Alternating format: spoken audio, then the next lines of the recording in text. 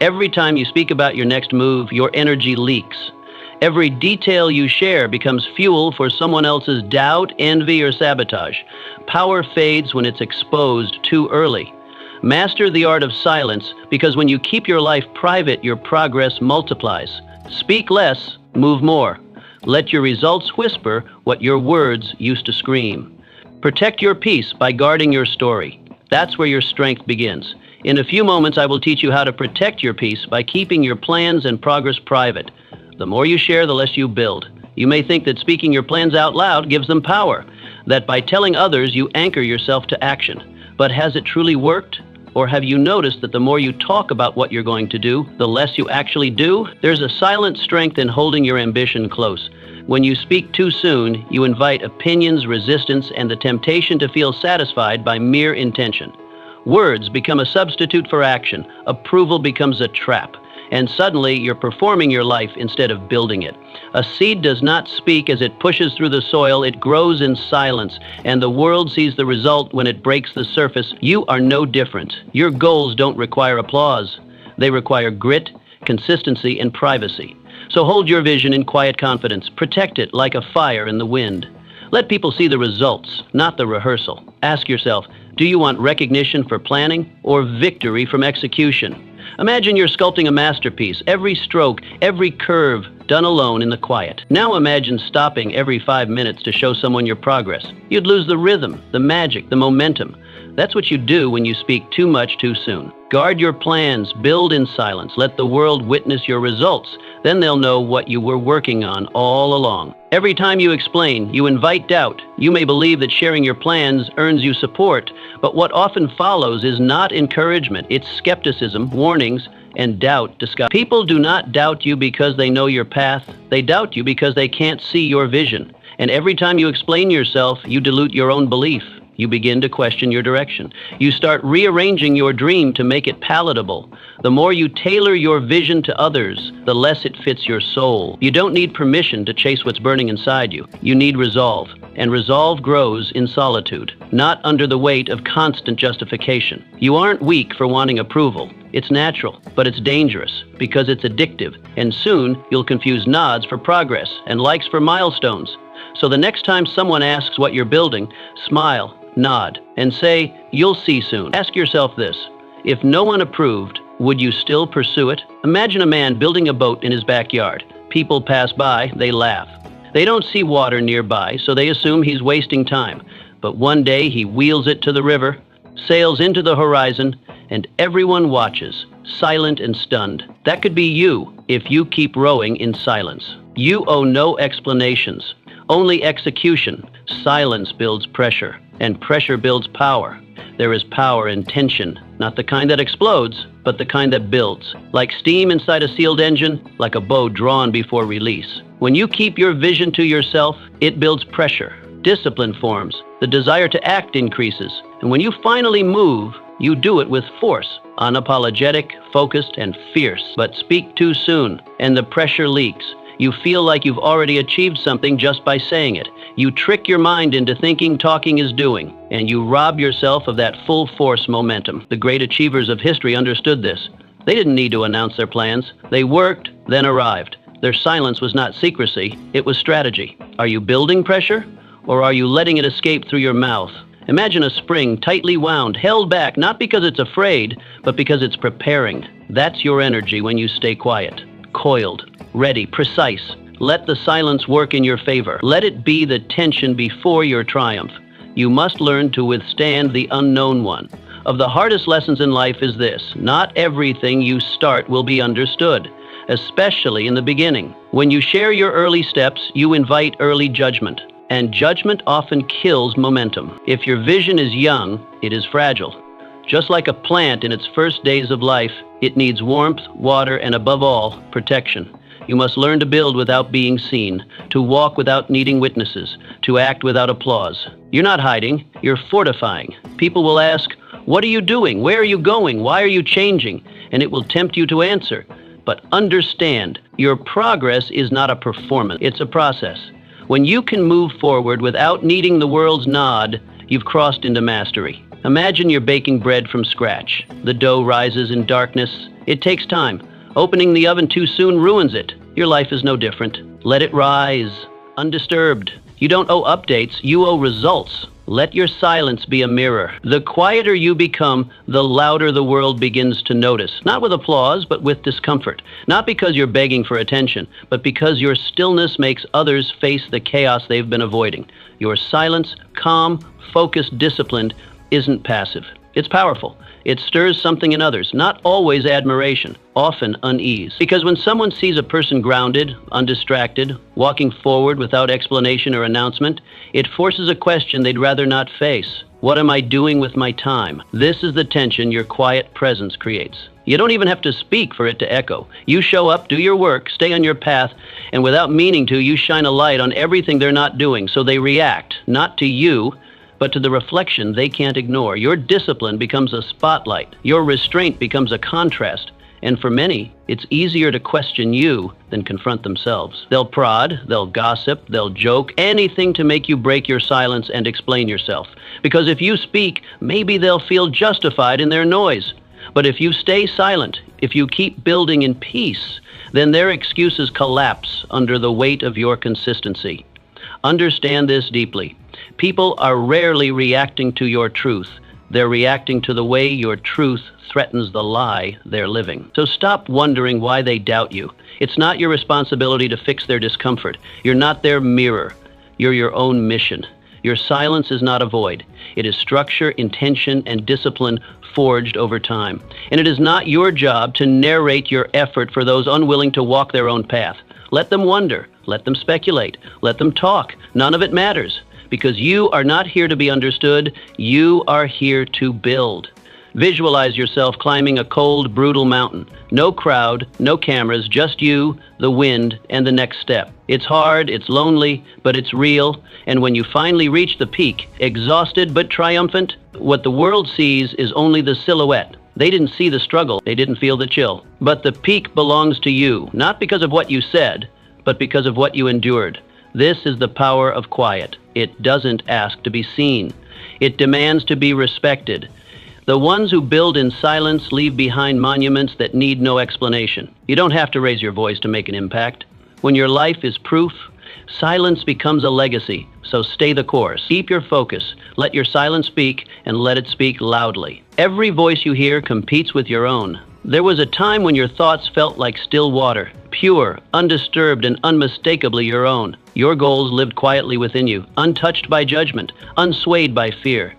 But the moment you gave them voice, something began to change. You thought sharing would empower you, that it would attract support, encouragement, maybe even admiration. Instead, what came was noise, a flood of opinions, warnings, second guesses, and casual dismissals cloaked in concern. And gradually that inner flame, the voice that once lit up your path, grew dim under the weight of what others thought. You may not have noticed it at first. A friend's offhand comment, a mentor's caution, a parent's fear. You took it all in, believing you were being wise, open-minded, receptive. But what you didn't realize is that with every piece of advice that didn't match your soul, a little dust settled on your vision. And now you hesitate, not because you don't believe, but because their fears are echoing louder than your conviction. You must reclaim that voice. That is the essence of true growth. It's not loud, it's not broadcasted, it's not glamorous, but it is real. Most people want to be celebrated before they've done anything worth celebrating. They chase recognition before results. They want praise for potential, applause for ideas, and admiration for declarations. But potential is not power. It's the suggestion of power, not the reality of it. You don't change your life by being impressive in conversation. You change it by being relentless in execution. So when you're tempted to announce your next step, your goal, your comeback, your big plan, pause, sit with it, build in silence. Don't rob your future by seeking validation too early. Prove it with your results, not with your promises. Because every time you speak instead of act, you dilute the energy that should be used to create. Don't mistake motion for progress. Don't confuse planning with building. And don't ever believe that being seen is more important than being ready. Respect is not given to those who speak well, it's given to those who live well. If you want to be respected, become someone whose results speak louder than any announcement you could make. Make your life your proof. Let others discover your strength, not because you pointed it out, but because they saw it. Unavoidable, undeniable in everything you do. Imagine two men. Both claim they're committed to transformation. One talks daily about his plan, what he'll do, why he'll do it, how it's going to change his life. His words are filled with certainty, but his actions? Sporadic, conditional. He waits for motivation, applause, or the perfect moment. The other man says nothing. He just shows up, quietly, every morning, while others sleep, while others scroll. He trains, he reads, he works. No announcement, no performance, just steady, deliberate movement. Weeks pass, then months. The first man has stories, the second has strength. Which one are you? In the end, the answer doesn't lie in what you say, it lies in what you repeat, quietly, daily, unshakably. That's where transformation lives. So, talk less, move more.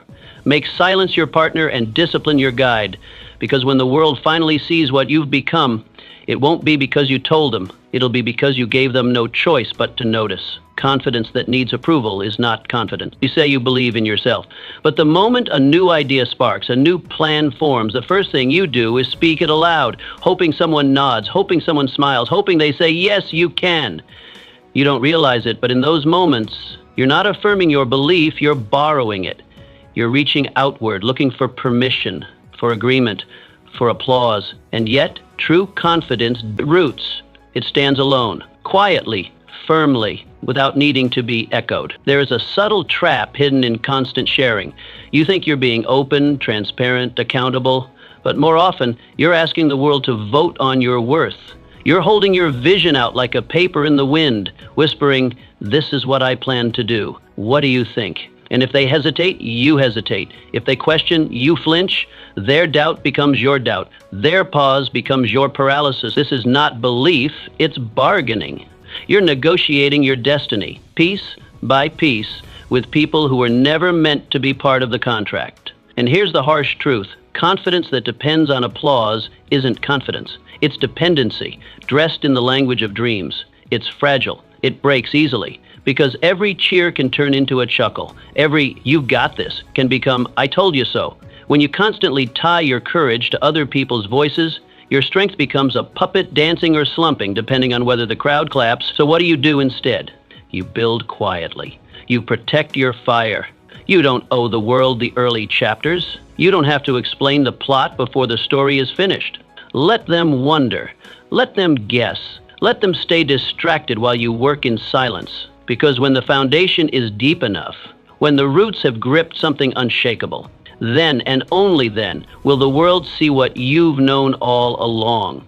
Picture this. You're building a fire in the dark. It's cold, it's quiet, the wood is damp, the wind unkind, but you kneel down, shield the spark, and nurse it slowly. It catches, grows, begins to glow. Now imagine if every time it flickered, you turned outward and said, look, do you see it? Isn't it amazing? All that breath, all that reaching for attention only ends up stealing the oxygen your fire needs to burn. And in time, what might have roared dies quietly. That's what happens when you speak too soon, when your energy goes into being seen rather than becoming. The flame of belief is delicate at first. It needs stillness, protection, repetition, not exposure. Let it grow in private. Let it build heat, layer by layer, until it no longer flickers, it radiates, until the light and warmth are so strong that the world can't help but feel it. When that moment comes, you won't need to announce yourself. The results will speak. The transformation will be too clear to ignore, and those same people who once needed convincing will ask how you did it, but by then, it won't matter, because you won't need their permission. You never did. So keep your belief to yourself, not out of fear, but out of respect. Respect for your vision, respect for your discipline, respect for the process that builds legends, not headlines. You are not here to entertain with empty talk. You are here to prove quietly. Let your work whisper first. Let your results roar later. Let the world feel your heat when it's ready, not when you're uncertain. That's the difference between hoping and knowing, between waiting and becoming. And that is the kind of belief that cannot be broken. Privacy is a discipline, not a weakness. Most people misunderstand silence. They think that if you're quiet, you must be unsure, lost, uncertain, maybe even weak, as if every strong man must shout. as if every confident woman must explain. But silence is not the absence of knowing. It is often the evidence of mastery. It is the discipline to hold your vision close when the world demands a preview. It is the choice to build, not broadcast. Silence is not weakness. Silence is wisdom. It is the mark of someone who does not need noise to feel valuable. It's easy to speak about dreams. It's easy to announce your plans and chase applause.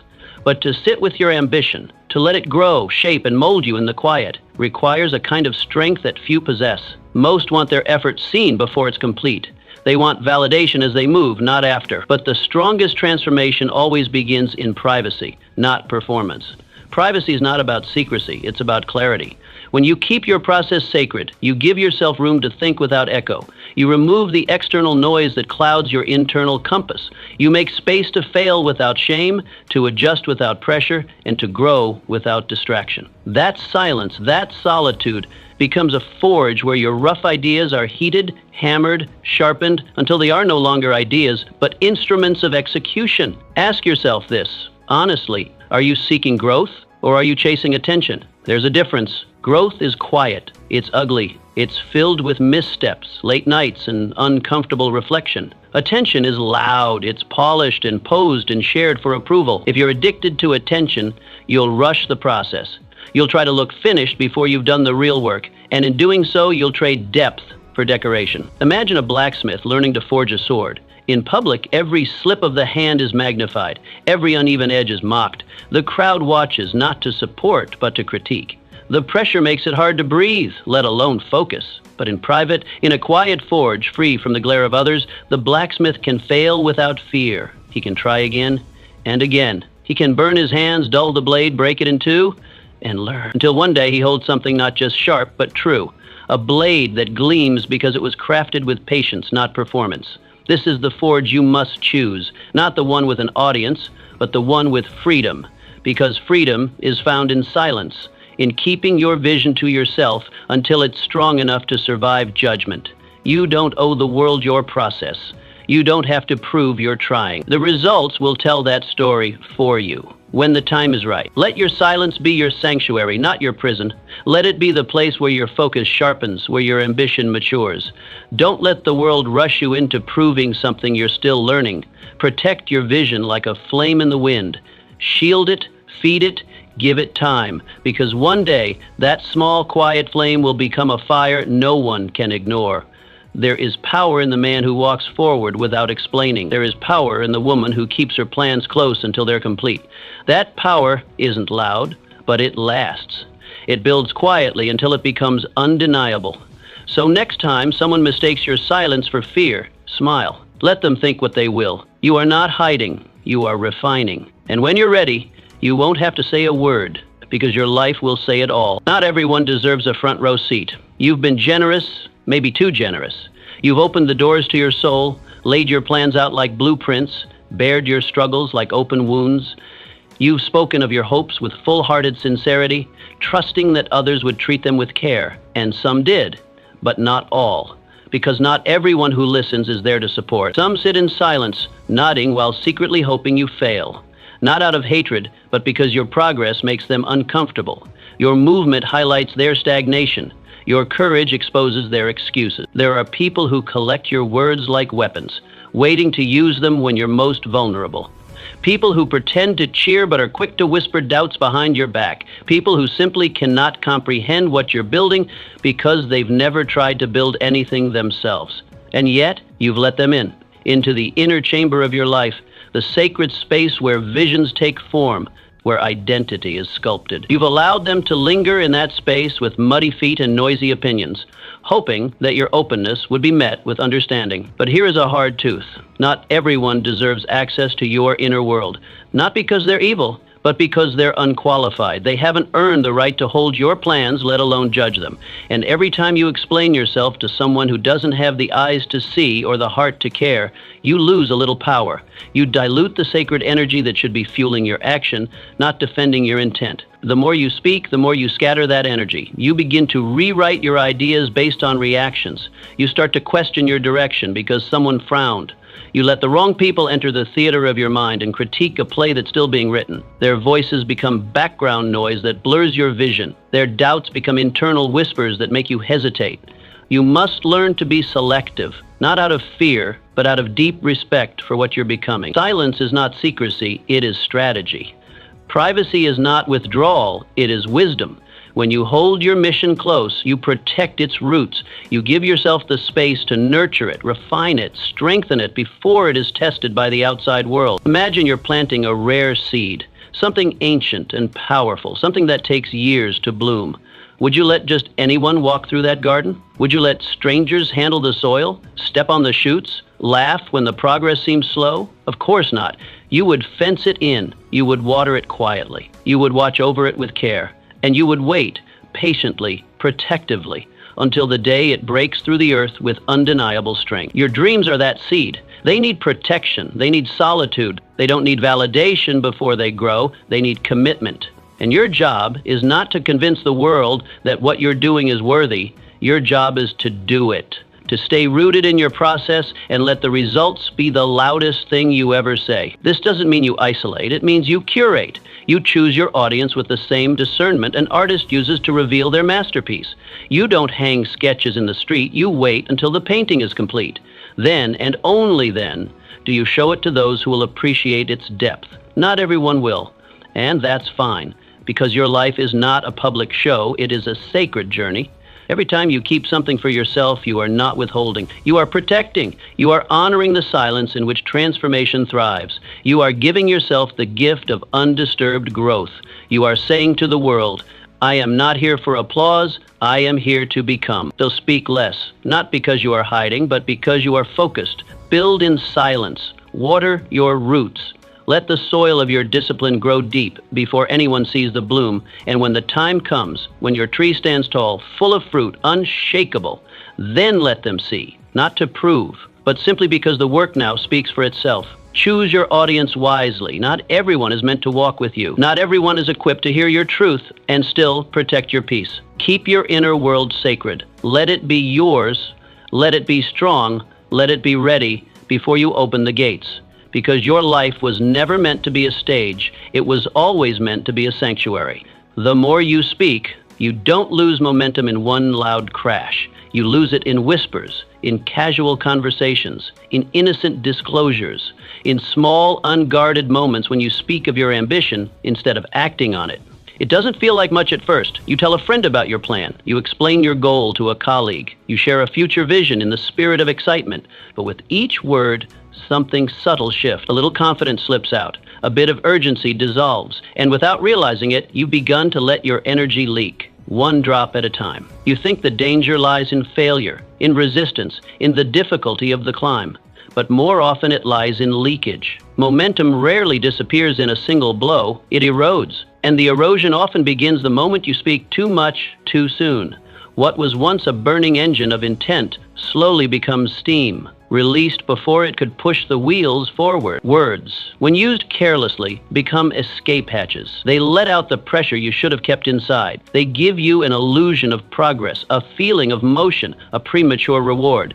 You talk about your routine, your vision, your strategy, and it feels good. It gives you a rush, as if you've done something, but you haven't. The wheels haven't moved. The stone hasn't lifted. All you've done is narrate the idea of movement while standing still. And that narration becomes a trap, because every time you explain yourself, you gain satisfaction without substance, and satisfaction is the enemy of action. It convinces you that your dream is already halfway done, just because others nodded while you described it. The applause, the approval, even the mild encouragement, they all become surrogates for progress. Slowly the fire cools. You lose the edge, and one day you wake up wondering where your hunger went. There's a hidden power in silence.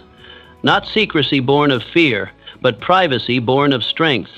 When you hold your vision tightly, when you let it live inside you without scattering it through conversations, you protect it. You preserve its shape, its force, It's urgency. You give it a chance to mature in the dark, to harden into resolve before it's exposed to the weather of other people's doubt, or worse, their applause. Applause can be just as dangerous as criticism, because it feeds your ego before your work has earned it. It tricks you into thinking the stone has moved when it hasn't even been touched. And the longer you stand there talking about your strength, your plan, your certainty, the less likely you are to actually act on it. Ask yourself, are you building your dream or narrating it? Are you sculpting your future with the tools of discipline and movement, or painting imaginary outcomes with words? Imagine a man standing before a massive stone. He wants to lift it, move it, carry it across a field to prove his strength, to test his limits. But instead of lifting, he describes it. It's heavy, he says. I'll need to brace my legs this way. I'll grip it from the bottom. I'll breathe out as I push. He tells everyone, over and over. He's certain about the plan. He's proud of it. Days pass, he's still talking. The stone hasn't moved an inch. That's what you risk every time you speak instead of act. That's what happens when you trade doing for describing. The truth is, your future doesn't need a narrator. It needs a builder, a doer, a mover, a quiet force that doesn't spend its time convincing others, but compounding its effort. You don't need to explain where you're going. You need to go. Every word you spend explaining is a step you didn't take. Every conversation is energy you could have invested in motion. You don't need external agreement to validate internal drive. Your purpose is not up for public debate. There's a reason some of the most effective people are the quietest. They're not distracted. They're not leaking energy. They're focused. Their vision is whole because it's undisturbed by opinion, untainted by preemptive applause. Their fire burns because they haven't let the steam escape. They're not waiting to be seen. They're working to arrive. You have to become like that, ruthless with your energy, protective of your direction, selective with your words. Don't describe the stone. Lift it. Don't perform the idea of progress. Move. Even a single step is louder than 1,000 promises. Even one day of real effort is more powerful than a year of flawless plans. Let your silence build pressure. Let your stillness sharpen your edge. When you move, let it be so clean, so decisive, that no explanation is needed. Let the results be your language. Let the world find out when it's already too late to doubt you. Don't leak. Don't speak. Just move. Because movement, not noise, is what makes your dream real. Protect what hasn't matured. Your goals are like fruit on a tree. They need time. Time to form, to mature, to ripen into something nourishing. You can't force the process. You can't rush it, and you certainly can't parade it before it's ready. Pick fruit too early, and what could have been sweet becomes sour. Expose it to the wrong elements too soon, and it withers. Not because it lacked promise, but because it lacked protection. The same is true of your dreams, your ambitions, your quiet visions that flicker in the early light of your becoming. They are not yet strong. They are not yet whole. And the world, impatient and noisy, does not wait for things to bloom before it judges them. There is a kind of violence in sharing too soon. A violence not always loud or intentional, but destructive nonetheless. You speak your dream before it has found its legs, and suddenly it becomes vulnerable to opinions, misinterpretations, and casual criticisms from people who were never meant to understand it. They question the shape of it. They challenge the value. And worst of all, you start to listen. You start to adjust the blueprint not because you saw a flaw, but because you saw their doubt. That is how the dream begins to rot. Not from within, but from what you allowed in too early. The early stages of any worthy pursuit are fragile. They are tender and unsure, even if you pretend otherwise. They require silence, not spotlight. They demand repetition, not recognition. They call for deep reflection, not external validation. What you are building needs your presence, not your performance. But so many people, intoxicated by the idea of support, rush to share. They open the door too early. They seek applause before they've built something that can endure critique. And in doing so, they interrupt their own process, not because they were incapable, but because they were impatient. Patience is not passive, it's protective. It says, I will not let this be judged before it is ready. I will not let the world handle what is still forming. Think of a loaf of bread rising in the oven. It is quiet work, invisible, but essential. If you open the door too early, the heat escapes, the structure collapses, and the bread, full of potential, becomes flat. Not because you lacked skill, but because you lacked stillness. The maturity of a goal is no different. It cannot be rushed. It must be watched, guarded, and given time. What if you could keep your progress safe, hidden from the wind and noise, until it is strong enough to stand on its own? What if you trusted the process enough to let it unfold without the need to constantly prove it exists? Imagine you're raising a hawk, a fierce and majestic creature, but delicate at first. It doesn't hatch ready to soar. Its wings are soft, its muscles weak. Would you throw it into a storm and hope it figures it out mid-air? No, you would train it in silence. Feed it, watch it, let it fall and try again, away from the crowd, away from danger. Only when it's strong enough, sharp enough, fast enough, would you let it fly into the open sky, and then no one could touch it. Your dream is that hawk. Your ideas are not yet armored against the indifference and criticism of the world. They need a season of training, a season of silence. Let your solitude be your shelter. Let your obscurity be your incubator. While others chase the spotlight, you build strength in the shadows. You sharpen your focus. You learn, you get better, not louder. You repeat your efforts, not your announcement. There will come a time for unveiling, a time when what you've built can walk into the wind and not bend. But until then, respect the process enough to leave it alone. Let it live within you like a secret too sacred to speak. Let it grow without interference, because when it's ready, it will not need an introduction. Its presence will be enough. The world is not kind to half-finished things. It doesn't pause to nurture what it doesn't understand. It praises the polished, not the potential. That's why you must protect yours. You must become the guardian of your own ripening. If others don't understand your silence, let them wonder. If they ask what you're working on, let your life show them later. Right now, your responsibility is to the roots, not the fruit. This is your season of becoming, of unseen work, of unshared progress. This is where the real growth happens, not in the display but in the dark, not in the talking but in the doing. So stay quiet, stay focused, stay disciplined. Tend to your vision like a gardener with something rare and powerful in the soil. And when it's ready, when it has matured in silence and been forged by your consistency, then the world can see it, not before. Until then, let your silence be strength. Let your patience be protection. Let your discipline be the sunlight it grows beneath. Because nothing truly great was ever rushed, and nothing truly yours needs to be proven, only finished. Work done in silence echoes the loudest. You don't need a crowd to do great work. You never did. The truth is, some of the most extraordinary creations the world has ever seen were shaped in the dark, far from praise, far from applause, far from the eyes of an audience. That's where greatness begins. Not in the spotlight, but in silence. Not in the arena, but in the workshop. Not surrounded by cheers, but surrounded by tools, effort, and solitude. Because when you're not performing, you're improving. When you're not caught up in how things look, you're free to focus on how things are. Silence isn't a void, it's a forge. It forces you to measure yourself not by the noise you generate, but by the discipline you uphold.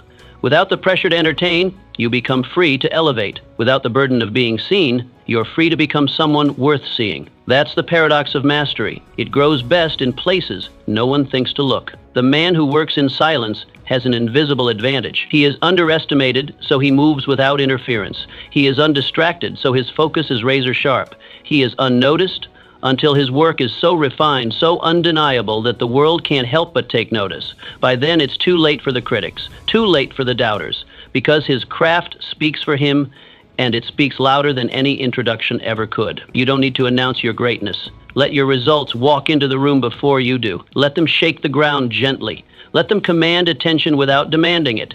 The moment you stop needing to be seen is the moment your power multiplies. Because when you're doing it for the work, not the recognition, your energy becomes pure, focused, relentless, and no amount of silence can diminish the force of what you're building. Ask yourself, would I still do this if no one ever clapped? Would you wake up early, grind quietly, correct your mistakes, and refine your craft if no one ever saw the effort? That question matters, because if your answer is yes, yes, I'd still do it, then you've already separated yourself from the crowd. Most people chase admiration. Most people want to be seen working more than they want to be great. But the real ones are sculpting in the shadows. They're carving excellence from silence. Imagine a craftsman in his workshop. The room is dim. The tools are old but trusted. Day after day, he returns to the same table. He carves, he sands, he polishes. No one's watching, no one's clapping. There's no music but the rhythm of his effort. People pass him by, unaware. Some wonder if he's wasting his time, but he says nothing. He doesn't invite them in. He doesn't ask for approval, because he knows he's not done yet. And then one day, he walks into the light and places his creation before the world. It's breathtaking. It's flawless. People gasp. They can't look away. They ask where it came from, but he doesn't need to explain. The silence that shaped it now speaks for it. That is the power of silent work. It doesn't beg to be noticed. It demands it when it's ready. And by then your work will speak in a voice that no doubt can drown out. When you build in silence, you build stronger. You're not rushed by expectations or warped by opinions. You have space to fail, space to adjust, space to learn. And that is where real progress lives, not in public declarations, but in private repetitions. Not in talking about potential, but in proving it to yourself, day after day, when no one is around. Let your silence echo. Let it grow roots so deep that by the time the world sees the leaves, the tree is already unshakable. Let it whisper in every stroke of your brush, every line of your code, every swing of your hammer. Do not waste your effort trying to be impressive. Use it to become impressive.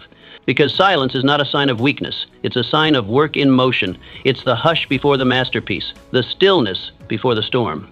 The preparation that makes triumph inevitable. So stay low, stay locked in, build quietly. And when it's time, when the foundation is steady, the work is ready, and the world is watching, you won't need to say a word. They'll see it in your results. They'll feel it in your presence. You were not made to be noise. You were made to be impact. And real impact doesn't shout, it lasts. So get back to the workshop. Let the world wonder. Let your silence sharpen your edge. Let your work speak after you're done. Because when you're focused on becoming excellent, not on being noticed, you become unforgettable. People remember what you do, not what you say. You may have noticed something peculiar about people.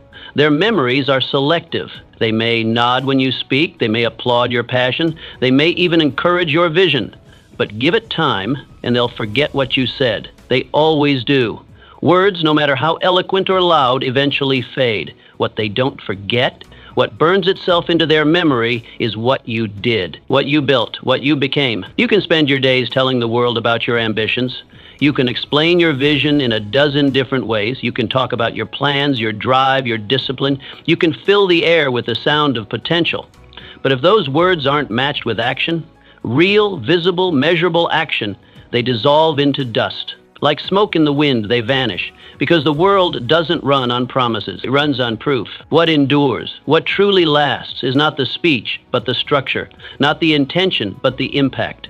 What people respect isn't how clearly you describe your dream, it's how consistently you build it. We live in a world bloated with talkers, people who sound strong but move softly, people who declare goals but dodge effort. And in that world, the person who moves with quiet certainty, whose work appears before their words ever do, that person earns real power. If you want to be remembered, don't speak louder, don't post more, don't perform belief. Move better. Let your decisions be so sharp, so intentional, that no one needs to ask what you're about. Let your results carry weight, not because you hyped them, but because they exist, they function, they solve, they shine. Every word you speak should be a reflection of something already finished, something that lives in the world and proves itself without defense. If you're constantly explaining what's going to happen, if your language is filled with someday and almost and soon, then ask yourself this. Are you writing checks with your mouth that your hands haven't earned? It's easy to say you're disciplined, easy to say you're focused, easy to say you're working hard, but those words are hollow unless backed by evidence. You can claim strength all day long, but can you show it? You can describe your craft in beautiful detail, but where is the product? Where is the fruit of your effort? Imagine a man who says he's a blacksmith. He tells you about the heat of the forge, the feel of the hammer, the resistance of the metal. The words are rich with detail. He speaks as if he lives and breathes his work. But you look around, there are no tools, no smoke, no sparks, no steel. Nothing has been shaped. Nothing has been made. Do you believe him? Of course not. Because instinctively we all know the difference between performance and presence, between intention and creation, between echo and footprint. You can echo greatness with your voice, or you can leave a mark with your work. One fades, the other endures. People want legacy, but they forget what legacy is made of. It's not made of speeches or plans or likes or shares. It's made of results, tangible outcomes, finished things. And those things aren't built in conversations. They're built in consistency, in sweat, in trial, in solitude, over and over again. The world is full of noise, promises shouted into the void, declarations made before anything has been earned. But there's something different about the person who doesn't explain, just executes, who doesn't market themselves, just makes something that matters. That's the person others remember. That's the person whose silence commands more respect than another's speech. So stop wasting time trying to convince others of who you are. Show them. Show them in how you show up. Show them in what you finish. Show them in how little you need to say, because the results speak for you. You want to be respected? Become useful.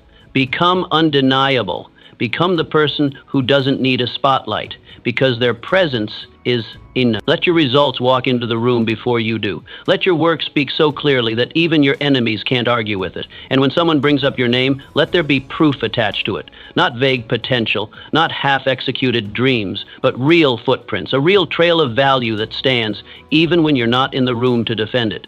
Because talk is temporary. It rises fast and fades just as quickly. But action? Action is permanent. It stays behind. It continues to work long after you've stopped speaking. It becomes the bridge others walk across. It becomes the evidence that outlives the voice. So speak less, build more. Replace description with demonstration. Stop narrating your potential and start producing results. And the next time you feel tempted to explain your greatness, pause, look down at your hands, ask yourself what they've earned, what they've built. And let that answer shape your next move. Because when it's all said and done, people won't remember what you said you'd do. They'll remember what got done. So leave footprints, not echoes. Let your legacy be something they can stand on, not just something they once heard about. You don't need to be understood. You need to be relentless. Too often you speak because you crave to be understood. You share your plans, your routines, your sacrifices, not to boast, but to be acknowledged, to be validated. You want the people around you to get it, to say they believe in you, to recognize the weight of what you're carrying and the direction you're heading. But here's the hard truth. Understanding is not required. It never was. If you're waiting for the world to understand you before you begin, you'll be waiting forever. And while you're waiting, the days pass, the fire cools, and the dream that once felt alive begins to shrink under the weight of other people's doubt. You must learn this early. Relentlessness matters more than understanding. What fuels your future is not how clearly you can explain yourself. It's how firmly you can continue when no one claps, when no one nods, when no one understands what you're doing or why you're doing it. People will not always see your vision. They may not understand your silence. They may not relate to your early mornings, your constant focus, your absence from the places you used to be. That's fine. They're not supposed to understand. It's not their mission, it's yours. And yet we burn so much energy trying to give people a guided tour of our mind. We explain our work ethic, our strategy, our long nights and early starts. We try to make them see it, hoping their agreement will somehow make it all more valid. But you don't owe anyone that access. You don't need permission to move. You don't need approval to be disciplined. You don't need an audience to justify your direction. You owe yourself one thing and one thing only: the completion of the mission. Imagine a traveler crossing a vast desert. The sun is harsh. The sand stretches endlessly in every direction. He walks alone day after day, blistered and tired but focused. Behind him are people who watch from a distance. They scoff. They shake their heads. Where's he even going? They ask. There's nothing out there. Some say it's foolish. Others say it's dangerous. Most simply don't get it. But the traveler doesn't stop to explain. He doesn't turn around to argue. He doesn't pause to draw a map or prove the existence of the oasis. He just walks, step after step, because he knows the oasis is real, even if they've never seen it, even if they never believe it exists. That is the kind of conviction you need. Quiet, certain, unshaken by misunderstanding. Because you are not here to convert doubters. You are here to arrive. You will be misunderstood. Accept that. Some people will misread your silence as arrogance, your focus as distance, your discipline as obsession. Let them. Your job is not to translate your fire into terms they can digest. Your job is to burn regardless. The right people will see it eventually. Not because you explained it, but because your results revealed it. But by then, their understanding won't matter, because you will have already become. Let go of the need to be understood. It's a heavy chain. It slows you down. It keeps you explaining when you should be executing. It keeps you defending your path when you should be moving along it. Understand this: if your energy goes into convincing others, it's not going into creating. And every ounce spent narrating your life is an ounce stolen from living it. You don't need to prove the value of your routine to the ones who sleep in. You don't need to justify your grind to the ones who are idle. You don't need to explain your silence to those who never learned how to listen. Your life is not a public debate. It's a private mission. And not every step needs commentary. Some steps just need to be taken. Obsession to others often looks like madness. Dedication looks like distance. Greatness, in its early stages, often looks like loneliness. That's part of the price if you're going to do something rare. You must stop expecting common minds to understand it. You must walk forward, even when no one walks with you. You must stay the course, even when the course gets quiet. You must keep building, even when the crowd has turned away. And when you arrive, when the thing you saw in your mind becomes real in your hands, you won't need to explain anything. The results will speak. The vision will prove itself. The oasis will bloom. And all the noise that once pulled at your sleeves will fall silent. Because once you've done the work, once the thing is finished, nothing else needs to be said. So carry your silence like a shield. Carry your focus like a weapon. Let your journey be your answer. Let your discipline be your language. You don't have time to pause and seek approval. You have work to do, a mission to finish, a desert to cross. Be relentless. Be misunderstood. Be unstoppable. Your vision isn't for everyone. What you carry inside you, the vision, the pull, the sharp, unwavering picture of your destination is yours. No one else sees it the way you do. No one else can, not the crowd, not your peers, not even the people who love you most. Because what you see isn't just a goal. It's a culmination of everything you've lived through. The pain you endured, the lessons that marked you, the hunger that never left your bones. Those things shaped what you now feel called to build. You see details others will never catch. You feel the weight of its importance in a way no one else could understand. You dream with urgency because you know what it cost to even believe this thing was possible. But here's where the mistake begins.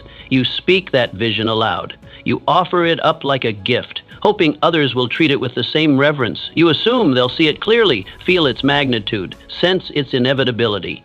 But they don't. They can't. They weren't in the room when the vision first called your name. They weren't there in the sleepless nights when you wrestled with doubt. They didn't feel the fire that burned inside you when the world told you to settle. So when they hear your dream, what they hear is just words, disconnected from context, stripped of spirit. And their response? A shrug, a joke, a suggestion to be more realistic, or worse, polite support that masks disbelief. And then something happens inside you. Discouragement seeps in, not because your dream has changed, but because their reaction has shaken you. You start to question yourself. You hesitate. You replay the conversation in your mind and wonder why they didn't get it. But the fault wasn't in their hearing. It was in your sharing. There's a truth most builders learn too late. Your vision is not up for public consumption. It is not a performance. It is not a vote. It is a private covenant between you and the fire that refuses to die. The more you explain it to those who can't see, the more you cheapen it. The more you invite misunderstanding, and the more you risk trading progress for approval. The greatest builders in history didn't stop to explain themselves. They didn't pause their work to gather consensus. They didn't wait for a round of applause before picking up the next stone. They simply built, quietly, one piece at a time. They kept their head down, their hearts steady, and their hands moving. And only after the structure stood, only after the result could speak for itself, did the world come close enough to see what had been done. You must learn from them. Stop pausing your journey to get others to understand your map. Stop handing your blueprint to people who've never built anything themselves. If they weren't called to walk the same road, how can they possibly recognize the destination? Some paths are meant for your feet alone. Some visions are meant to be protected like sacred ground, cultivated in silence until the fruit can speak louder than any plan ever could. Ask yourself honestly, have you delayed your work just to explain your direction to people who are never meant to walk beside you? Have you doubted your steps because someone with no vision questioned the journey? Have you traded motion for conversation, momentum for commentary? Imagine a man who sails beyond the known horizon. He risks everything, fights storms, follows stars, and finally he lands on a new shore, vibrant, rich, untouched. He returns to his village, heart pounding with excitement, eager to share the discovery. But when he speaks, they laugh.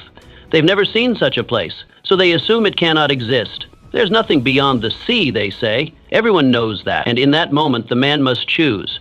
Abandon the land he's seen or build it. That's your choice, too. You can keep trying to explain the ocean to people who've never left the shore. Or you can go back and begin construction, stone by stone, quietly, focused, sure.